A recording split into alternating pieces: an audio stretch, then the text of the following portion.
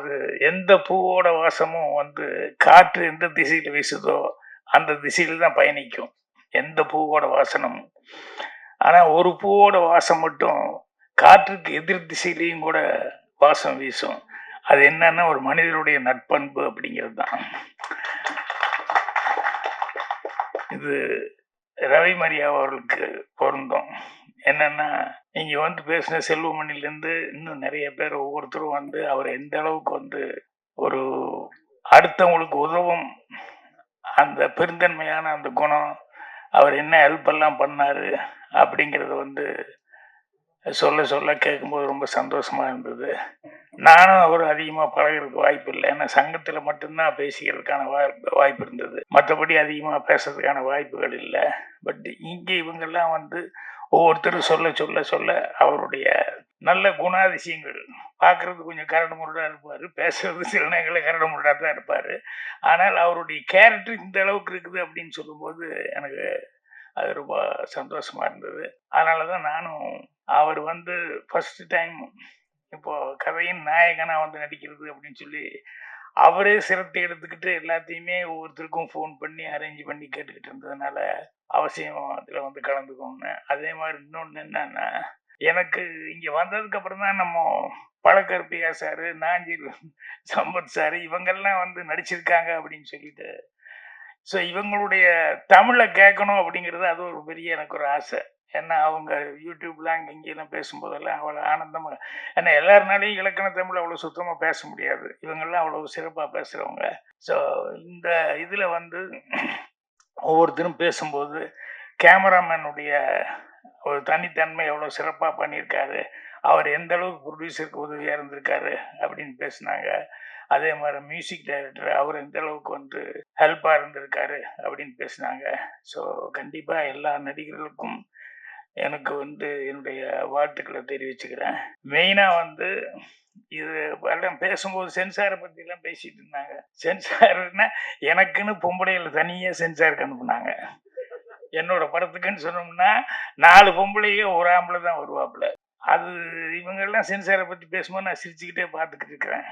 நான் மௌன கீதங்கள் ஒரு சீன் வச்சேன். ஆஃபீஸுக்கு புறப்பட்டு இருக்கும்போது அவன் பொண்டாட்டி சுகுணா சரிதா வந்து என்னங்க அப்படின்னு குடிச்சிட்டப்ப தான் வந்திருப்பாங்க. இந்த ஊக்கு மாட்ட முடியாது. அதனால வந்து என்னங்க கொஞ்சம் இந்த ஊக்கு மாட்டி விடுங்க அப்படின்னு. ஏ அவன் ஆஃபீஸுக்கு போன நேரத்தில் அதை காண இதை காண தேடிக்கு இப்போ வந்து இதை மாட்ட அதை மாட்டேங்கிற அடடா கழட்டுறதுனா மட்டும் ராத்திரியில் எவ்வளோ வேகமாக கழட்டுறீங்க. இது அந்த பொம்பளையை பிடிச்சிக்கிட்டாங்க. இல்லை அது சரியா இல்லை, என்ன சரியா இல்லைன்னு. டபுள் மீனிங் எல்லாம் டைரக்ட் மீனிங் ஒரே மீனிங் தான். இதுல என்ன டபுள் மீனிங் எனக்கு புரியலையே அப்படின்னு. இல்லை இது எப்படி அப்படின்னு, ஏமா இது என்ன புருஷன் பொண்டாட்டிக்குள்ள தானே பேசிக்கிறாங்க, ரோட்ல போறவங்க யாரோ ஒரு பொம்பளைகிட்ட போய் பேசணுமா?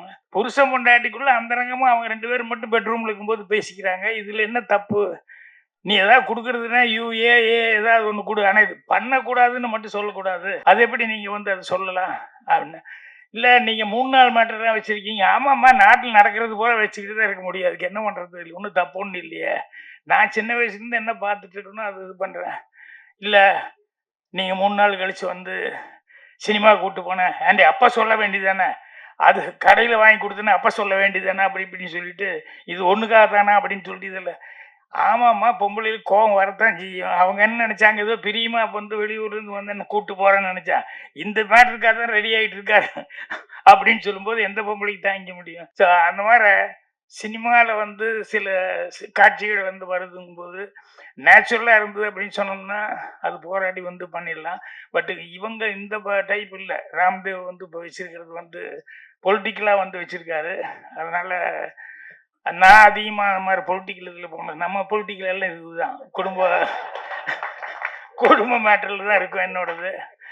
ஸோ அதனால் சென்சாருக்காக ஒன்றும் யோசனை பண்ணணுங்கிறதெல்லாம் இல்லை. எப்படி இருந்தாலும் இந்த போராட்டம் வரத்தான் செய்யும். அதில் எப்படியும் போராடி ஜெயிச்சு தான் ஆகணும், வேறு வழி இல்லை. அவர் பேசும்போது ஒரு நமக்கு ஒரு டெம்டேஷன் வர அளவுக்கு ஒவ்வொருத்தர் பற்றியும் சொன்னார் ராம்தேவ். இவரை பற்றி அவரை பற்றி எப்படியெல்லாம் கூப்பிட்டோம், இப்படியெல்லாம் நடிக்க வச்சோம் அப்படி இப்படின்னு சொல்லிட்டு. இதில் அவருடைய டேலண்ட்டு தான் தெரியுது, எப்படியெல்லாம் ஒவ்வொருத்தரையும் ஐஸ் பண்ணி அவர் வந்து நடிக்க வச்சிருப்பாருன்னு. இதில் 2 பேர்த்துக்கு ரொம்ப நன்றி சொல்ல வேண்டியது.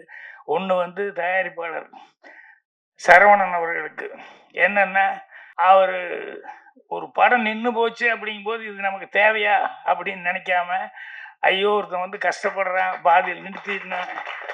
இத எப்படியாவது நம்ம கரையேத்தி குடுக்கணும் அப்படின்னு சொல்லிட்டு, அந்த ஒரு பிராட் மைண்டோட அவரு வந்து வியாபாரம் அப்படிங்கிறது மட்டும் நினைக்காம, ஒரு மனிதன் வந்து ஒண்ணு ஆரம்பிச்சு தான் இவ்வளோ தூரம் ஆயிருக்கு. சரி நம்ம எப்படியாவது கரையேத்தி விடுவோம் அப்படின்னு சொல்லி சொன்னது அவருக்கு. அப்புறம் இதுக்கு விநாயகர் சொல்லி போட்டது நம்ம ஆளு. யாரு ரங்கநாதன். முதல்ல கதைய வந்து சொன்ன உடனே, அவர் சந்திரசேகர் சார்கிட்ட கொண்டு போய் குடுத்து, அவர்கிட்ட சொல்லி எல்லாமே சொல்லி, ஸோ ஒரு சிறப்பான படத்துக்கு வந்து இவங்க எல்லாம் உதவி பண்ணியிருக்காங்க. இவங்க எல்லாத்துக்குமே என்னுடைய மனமார்ந்த நன்றியும், வாழ்த்துக்களையும் வந்து நான் தெரிவிச்சுக்கிறேன். இந்த மேடையில் இவ்வளோ பேர் இருக்கிறது காரணம் ரவிமரியாவோட நட்பு தான். ரவிமரியா மிகச்சிறந்த ஒரு பண்பாளன், நல்ல நடிகன் மட்டுமல்ல, மிகச்சிறந்த பண்பாளன், நட்புக்காக எதையும் செய்யக்கூடிய மிகச்சிறந்த மனிதன். ஏன் சொல்றேன்னா, ஒரு சினிமாவில் வந்து ஒன்றா பணம் கொடுக்குற மாதிரி நடிச்சிருக்கலாமே தவிர, உண்மையில் வந்து எல்லாருக்கும் உதவி பண்ணக்கூடிய ஒரு நல்ல மனசுடைய ஒரு நடிகன், நல்ல மனதுடைய இயக்குனர், நல்ல மனதுடைய படைப்பாளி. ஒரு சமயம் நாங்கள் வந்து டைரக்டர்ஸ் யூனியன் பிரசிடென்ட் செக்ரட்டரியாக இருக்கும்போது, எங்கள் உறுப்பினர்கள் எல்லாருக்குமே வந்து பொங்கல் தீபாவளிக்கு வந்து அவங்களுக்கு ட்ரெஸ்ஸஸ், ஸ்வீட்ஸு இது போல் எல்லாருக்குமே கொடுப்போம். இப்போ யாராவது ஒருத்தரை வந்து நன்கொடையோ அது மாதிரி பண்ணி இது பண்ணிட்டுருவோம். ஒரு தடவை வந்து வெளியே யாரையும் கேட்க மாட்டான், நம்ம யாரையாவது ஒருத்தர் பண்ணலாம் அப்படின்போது, நான் இவங்ககிட்ட சொன்னேன், ரவிமரியா கிட்ட, ரவி நீ எதாவது பண்ண முடியுமாண்ணா? சார் எவ்வளோ சார் பண்ணுவாங்க? ஒரு 15 லட்ச ரூபா தேவைப்படுறாங்க. உடனே நான் பண்ணிடுறேன் சார். நான் சொன்னேன், நீ பண்ணுறேன், நாங்கள் வந்து ஏதோ ஒரு படத்துக்கு உன்னை ஹீரோ போட்டால் அந்த படத்தை நான் வாங்கி தந்துடுறேன். நான் வாங்கி தரல, ஆனால் வந்து எந்தவித எதிர்பார்ப்பும் இல்லாமல் உடனே அன்னைக்கே அந்த பணத்தை கொடுத்தேன். பணம் கொடுத்தேன்னு கூட இது வரைக்கும் யாரும் சொல்லலை. அதனால் சினிமாவில் நடிக்கிறான், பணம் கொடுக்குறாம நடிக்கிறான்னு நினைக்காதீங்க. அது ஒன்றா திரையில் இருக்கலாம். ஆனால் திரையில் வந்து அவன் 15 லட்ச ரூபா வாங்கும்போதே, அதாவது வந்து 1 கோடி ரூபா வாங்கும்போது 10 லட்ச ரூபா பணம் கொடுக்கறது, உதவி பண்ணுறதுங்கிறது வேற விஷயம். ஆனால் பணம் 10 லட்ச ரூபா பணம் வாங்கும்போதே 15 லட்ச ரூபாயை வந்து இயக்குனர் சங்க உறுப்பினர்களுக்காக நன்கொடை கொடுத்தவர் வந்து இயக்குனர் ரவிமரியா. அந்த அளவுக்கு வந்து நட்பும் நல்ல மனசும் கொண்டவர். அவர் வந்து மக்கள் தலைவான்னு வந்து இன்னைக்கு ஒரு ஹீரோவாக வந்திருக்காரு. எவ்வளோ பயம் பாருங்க. கதாநாயகன் சொல்லிட்டாரு, கதைக்கு நாயகன். ஏன்னா ஹீரோவா வில்லனா காமெடினா வண்டி ஓடிட்டு இருக்கு, இது யாரும் கெடுத்துடக்கூடாதுன்ற பயம்.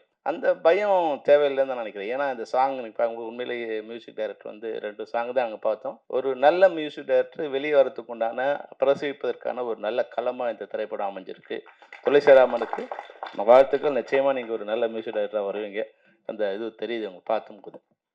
அது போல் வந்து என் ட்ரெய்லர் ஏன் போடலன்னு கேட்டேன். இல்லை சென்சார் பண்ணேன். பொதுவாக பிரிவு தேட்டரில் போடும்போது யாரும் சென்சார் பண்ணுறதில்ல. அது கொஞ்சம் பார்க்கும்போது இது வந்து ஒரு வில்லங்கமாக இருக்குன்னு நினச்சா கொஞ்சம் பிரிவு தேட்டரில் பயப்படுவாங்க. அப்போ பிரிவு தேட்டரில் பயப்படுற அளவுக்கு அந்த படம் இருக்கு அப்படின்னு தெரியுது. கார்த்திக் வந்து சின்ன தயாரிப்பாளரோட ஒரு சூப்பர் ஸ்டார் கேமராமேன் கார்த்திக். அவ்வளோ அழகாக என்ன இருக்கோ அதில் வந்து மிகச்சிறப்பாக படம் பண்ணக்கூடிய, அப்போது ஒரு டெக்னீஷியனை பற்றி அது வெளியே இப்போ இவங்களாம் சொன்னால் தான் தெரியும். இப்போ கார்த்திக் யாருன்னு எனக்கு தெரியாது. ஆனால் கார்த்திகை பற்றி வர்றதுக்கு முன்னாடியே பிரபலியமாக இருக்கிற நடிகர்கள் வந்து சொல்லும்போது நிச்சயமாக அவங்களுக்கு அவங்க வாழ்க்கையில் ஒரு வெளிச்சம் கிடைச்சிரும். அதுபோல் கார்த்திகை பற்றி ரொம்ப அழகாக சொல்லிட்டு இருந்தார்.